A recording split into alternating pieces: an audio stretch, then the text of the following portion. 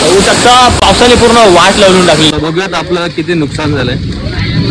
बघू शकता घराजवळ मोठं झाड लागलं नुकसान. एक हळद होती म्हणून आलो होतो आणि पाऊस अचानक आला आणि बघू शकता त्याने काही दशा करून टाकलेली आहे की असं गाड्या पार्क करणं खूप जास्त रिस्की होऊ जाऊ शकतं. इथे बघू शकता एवढं सगळ्या गाड्या होऊ शकता. एवढा मोठा फणसाचं झाड पण इकडे पडलेलं आहे आणि तो पण फणसाचं झाड आहे. तो बोलला की फणसा गाड्याची तर बघा देवाने त्याचं ऐकलेलं आहे आणि या पाहिजे तेवढे फणस आपण काढू शकतो. आणि हे आपलं घर आहे तर आपल्या घरी काय असं मेजर नुकसान झालं नाहीये, सगळं सेफ आहे.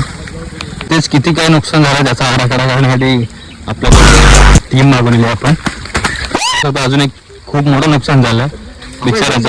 आपण ही एक 50,000ची नुकसान झाली. अरे बापरे, तेवढे आमच्या जीवाला समाधान वाटेल. काय हो तुम्हाला 2-3 बिअर बॉक्स मागवावा. पावसाच्या निमित्त आम्ही त्याचा आनंद लुटू हीच विनंती. सगळ्यात मोठं नुकसान बघू शकता घराकडे एक पत्राच गायब झालाय.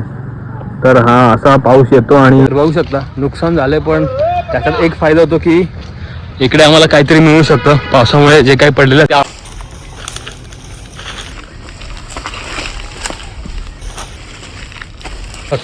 अजून एक मेन रस्त्यामध्येच झाड पडले तर थोडं समाजसेवा करूयात.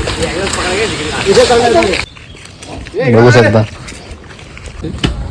हो